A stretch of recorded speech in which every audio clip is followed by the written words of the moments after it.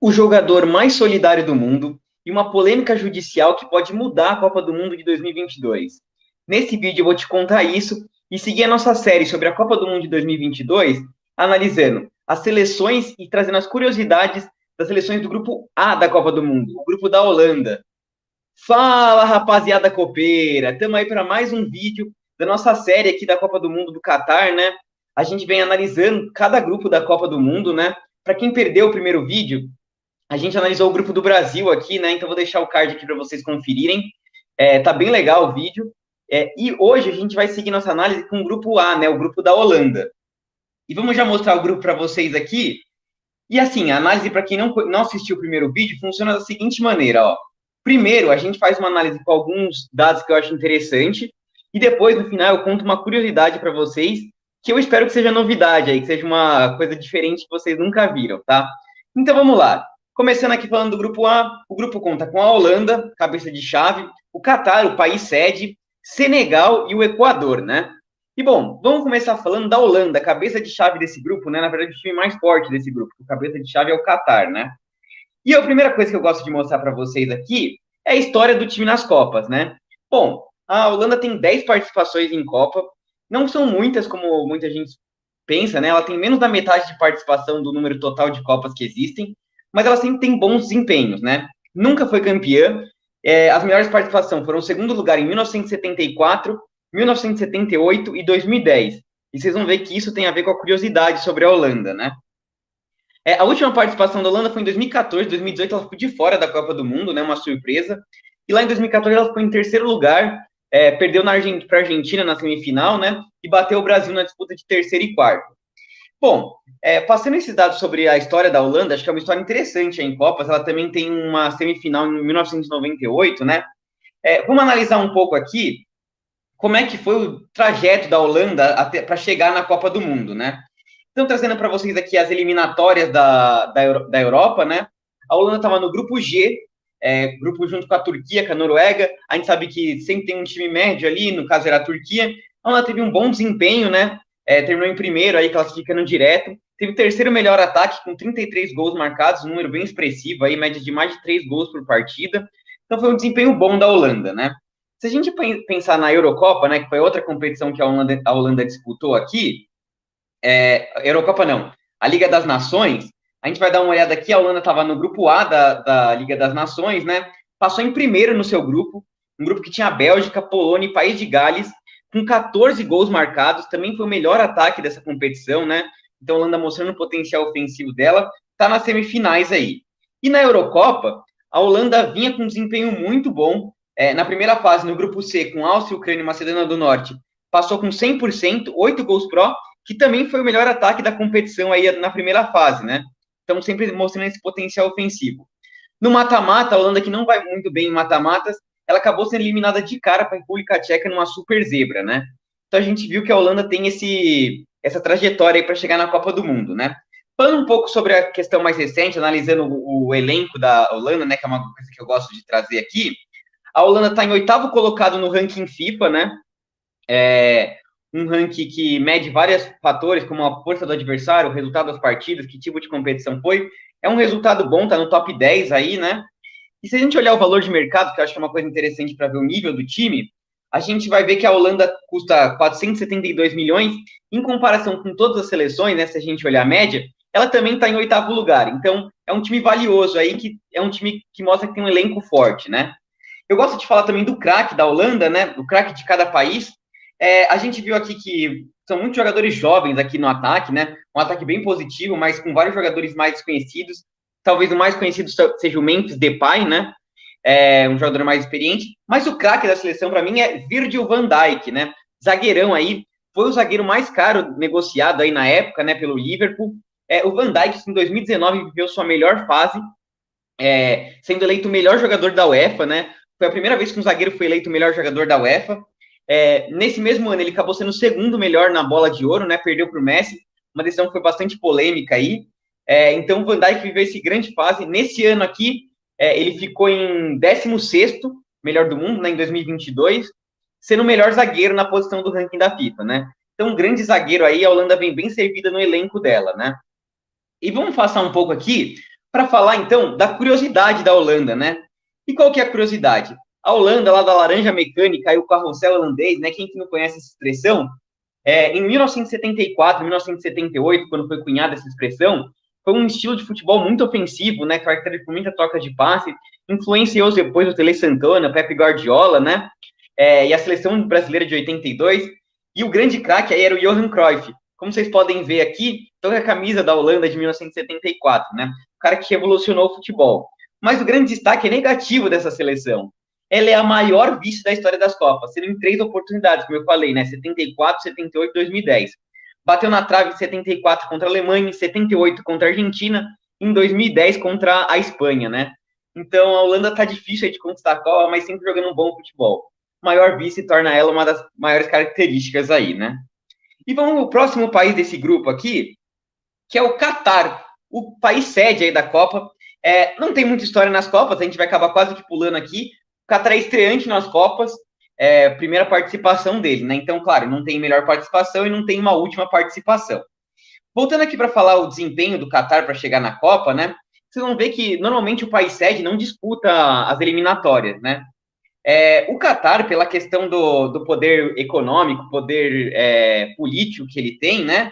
Ele disputou, sim, as eliminatórias, né? Deu um jeito de participar, pelo menos da primeira fase.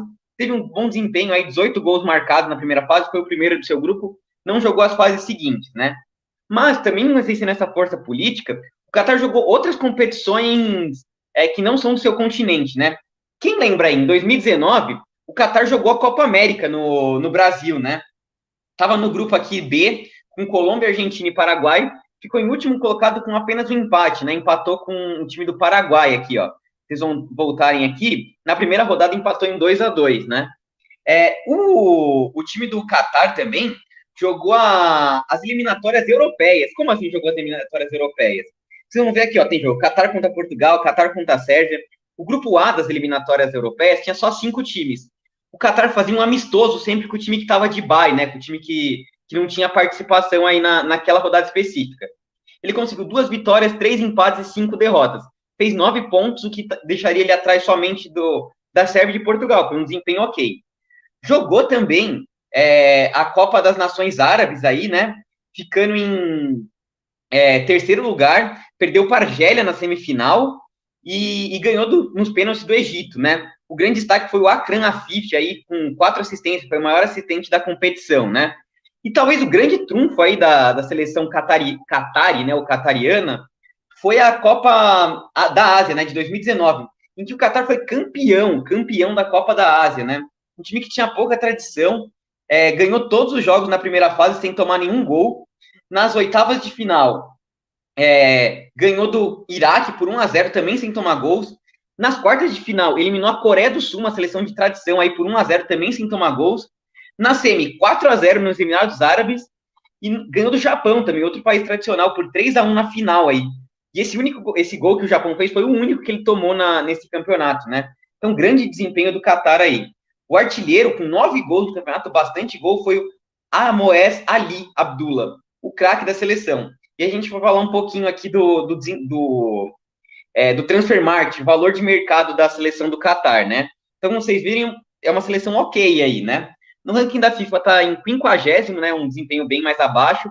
Não é a pior da Copa, tem Gana, tá atrás, e também não é o pior desempenho dos países sedes, né? A África do Sul era pior quando sediou a Copa. Claro, o valor é bem mais abaixo do que os outros times, né? Mas não é o pior, é o 31º. Vocês vão ver, acompanhando os vídeos, quem é o último em valor de mercado, né? A maioria dos jogadores jogam no Al Sadd, né? Que é um time do próprio Qatar mesmo, que já foi treinado pelo Xavi, né? Vocês veem que tem vários jogadores aqui, e alguns ao do Rail. Falando do craque, os 2 craques do time são realmente o Akram Afif, ponta esquerda, de 25 anos, né? Um jogador habilidoso aí, que dá bastante assistências, joga no Al Sadd. E o grande destaque do time é o Al Moez Ali, de 26 anos, naturalizado, ele é sudanês. O Qatar tem vários jogadores naturalizados aí, são 7, né, que vão para a Copa, que provavelmente vão para a Copa do Mundo. O Al Moez Ali é do Sudão, ele veio para o Qatar quando ele era novo, com 10 anos, com a família dele, né? Lá ele se desenvolveu futebolisticamente, é o que ele fez a carreira dele ganhar destaque, né? Ele foi o artilheiro da competição e foi o primeiro a marcar gol na Copa da Ásia, Copa América e Copa Ouro, né, que é a Copa da CONCACAF, também, que o Catar também participou, né? Então, um grande destaque aí, esperança de gols do time do Catar. Acho que não tem um grande destaque do Catar, claro, ele não tem uma curiosidade. Talvez a maior seja o centro de treinamento dele aí. Um dos mais modernos que já recebeu o Bayern de Munique, PSG e o Palmeiras também no Mundial de 2020, né? O Palmeiras treinou aí. É um centro de treinamento que foi criado em 2004, né? Conta com vários campos e também é um centro de educação para as crianças, né? Elas vão aí ter futebol e outros esportes também, né? Como atletismo e algumas outras coisas, ciclismo, e também recebe uma escolarização aí. Então, bem legal essa questão do centro de treinamento do Catar, né? E vamos passar para o próximo país da Copa, e aqui vai ter o jogador mais solidário, né? Então, se você está gostando do conteúdo, não esquece de dar um seu like aqui e se inscrever no canal, tá bom? Então, vamos lá. O próximo país daqui é o Senegal, né? Bom, Senegal é a terceira participação que ele vai ter em Copas, né? A primeira participação dele foi lá em 2002. Ele chegou nas quartas de final, um bom desempenho. Na fase de grupos, deixou para trás o Uruguai e a França, né, que na época era atual campeã, né, em 98 a França foi campeã mundial. Em 2002, o Senegal bateu a França por 1-0, avançou na fase de grupos, passou também nas oitavas de final e só foi eliminado lá nas quartas de final pela Turquia, né, por 1-0. Então, grande desempenho. A última participação foi em 2018, né, e foi eliminado na primeira fase, né. Então, não tem uma grande história na Copa, mas tem esse fato dele ter chegado às quartas de final, que junto com várias outras seleções é o melhor desempenho de um país africano, né?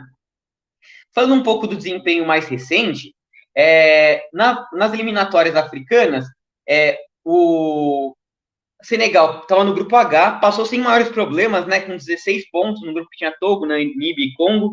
Então, um desempenho bem tranquilo, 15 gols marcados, né? E no mata-mata, né, que tem nas eliminatórias africanas, é que fica o grande destaque aí.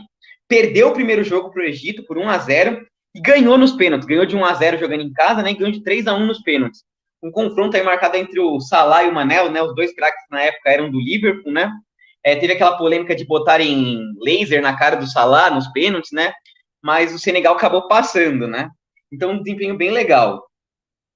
Na Copa da Africana de Nações, mais um confronto entre Senegal e Egito, mais uma vez definido nos pênaltis aí, né? O Senegal passou de fase, foi campeão aí por 4-2, teve um desempenho muito bom aí nos mata-matas, né? Ganhou de Burkina Faso por 3-1, ganhou da Guiné Equatorial por 3-1, um time que sempre tem um desempenho ofensivo muito bom, né? O time de Senegal. Falando um pouco sobre o time, né? O valor de mercado do time, vocês vão ver que no ranking FIFA é o 18º colocado, é o melhor país africano, de uma boa fase aí, né? Nos times africanos. O valor de mercado, 286,50 milhões, é um valor alto, né? Se você fizer a média aí e colocar entre as seleções que vão disputar a Copa, é o 14º, então está acima de várias seleções europeias, da América do Sul, na metade de cima aí da tabela, né? Então, um time bem forte também no elenco. Tem vários jogadores conhecidos, né? O Koulibaly, que joga no Chelsea, vários jogadores que jogam em times europeus aí, né? O Diallo, que joga na Alemanha. Mas, enfim, vou falar de dois grandes craques aqui da seleção do Senegal. O primeiro deles é o Eduardo Mendy, né? O Eduardo Mendy foi eleito o melhor goleiro na temporada passada, melhor goleiro do mundo, né? Jogava pelo Chelsea. E ele tem uma história interessante. 7 anos atrás, antes desse que ele foi eleito o melhor do mundo, ele teve que recorrer ao FGTS francês, né? Ele quase desistiu do futebol. Estava desempregado, vendo uma situação muito difícil. Então a gente vê como o mundo dá volta. Isso faria a grande história do Senegal. Não é a maior história, porque tem um cara que para mim é o xodó aqui, que eu vou ter que falar para vocês, vou até perder um tempo maior aqui, falando de Sadio Mané, o craque da seleção aí senegalesa, né? Muita gente conhece o Sadio Mané, claro. E além de falar dele como craque, ele vai ser uma das curiosidades que eu vou falar da seleção do Senegal, né? Bom, Sadio Mané foi eleito nos últimos 2 anos foi eleito 2 vezes o melhor jogador africano, em 2019 e 2022. Nesse ano aqui, ele foi eleito o segundo melhor jogador do mundo, ficando só atrás do Benzema, né? Então, o Mané é um grande jogador. Teve um desempenho incrível pelo Liverpool, né? Se tornou craque lá, ganhou ganhou Champions League, ganhou Premier League. Se transferiu esse ano para o Bayern de Munique, onde está com um desempenho excelente. Média de mais de 0,7 participações em gol por jogo, né? Então a gente sabe do poderio ofensivo, da qualidade técnica do Sadio Mané, né? Mas o grande destaque que eu quero colocar para vocês aqui não é a questão do Sadio Mané como jogador de futebol, né? E sim, o grande destaque do Sadio Mané para mim é a questão solidária dele, né? Bom, então esse é o grande destaque. Esse ano o Sadio Mané ganhou o prêmio Sócrates, né? Que é o prêmio concedido ao jogador que tem o melhor trabalho fora de campo em relação à solidariedade, né? Ele ganhou aí, foi o primeiro ano que a France Football definiu esse prêmio, né? O prêmio foi entregue pelo Raí, o irmão do Sócrates, né? Brasileiro aí. E por que que o Mané ganhou esse prêmio? Então vamos falar alguns dados, vou pegar minha colinha aqui para falar do Mané. Bom, ele nasceu num vilarejo com apenas 2.000 habitantes, em Mamboali, se eu não estiver falando errado, pronunciando errado, vocês me desculpem. Um vilarejo muito pequeno no interior da Senegal, né? E aí ele teve muitos destaques nesse meio tempo, né? Ele construiu um hospital, o pai dele morreu jovem, né, por causa de falta de programa de saúde na região, então ele doou dinheiro para construir um hospital, ele construiu também uma escola lá no vilarejo dele, para os melhores alunos dessa escola, ele deu laptop, né, numa era tão problemática aí da pandemia, ele deu laptop para os melhores alunos.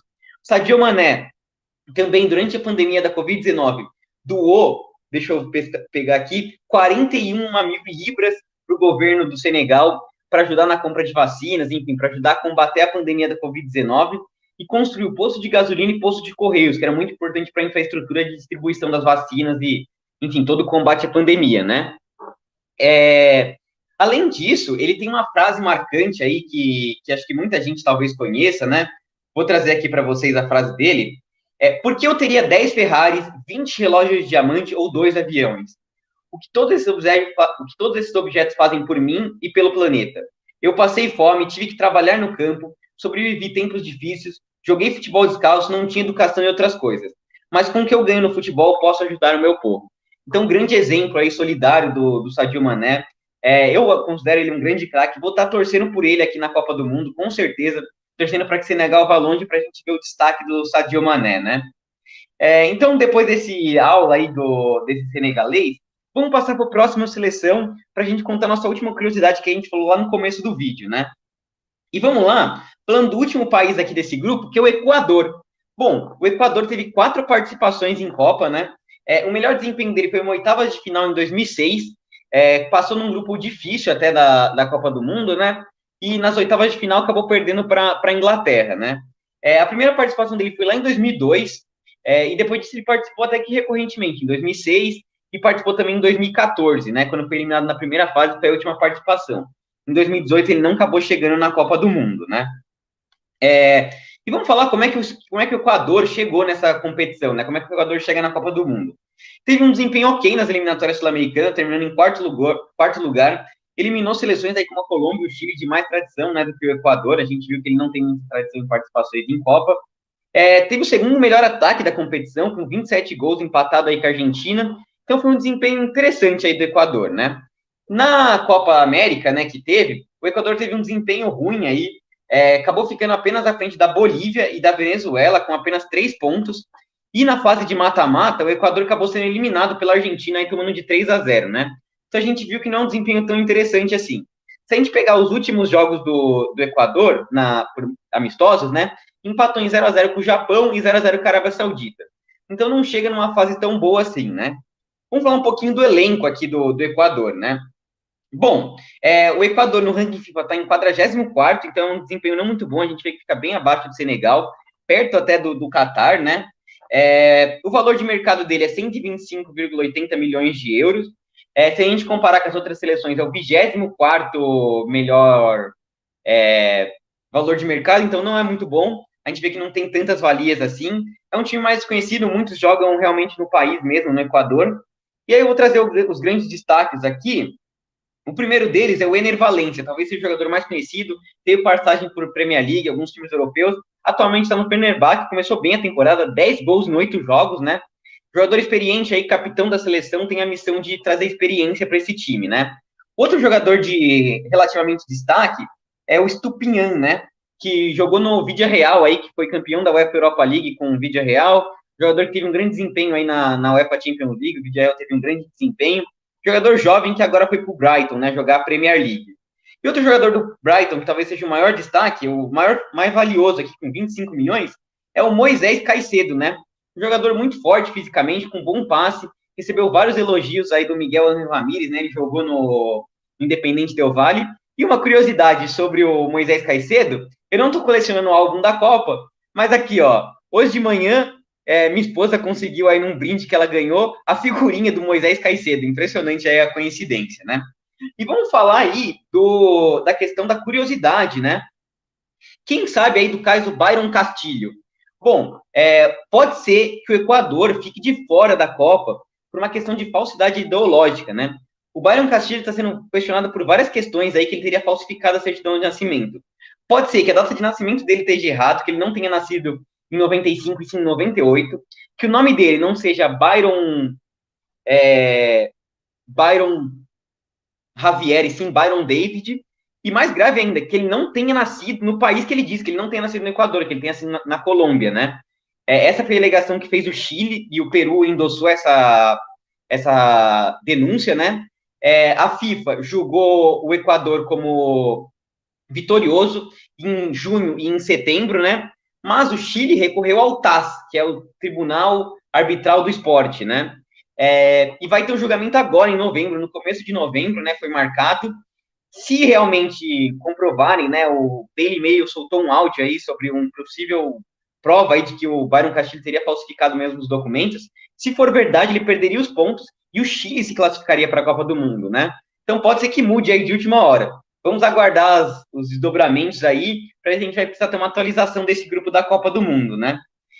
Então, voltando aqui, falando meu último destaque aqui, acho que a Holanda é bem favorito, acho que o Senegal é o segundo favorito, bem acima do Equador, como muita gente pode pensar, e acho que o Catar pode até surpreender o Equador aí nesse grupo da Copa do Mundo, né?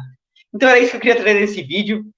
Se você gostou do conteúdo, não lembra de deixar o like aí e se inscrever no canal, né? Deixa seus comentários aqui do que você sabia sobre o que eu trouxe nesse vídeo, tá bom? Boa semana para vocês, até o próximo vídeo, pessoal, tamo junto!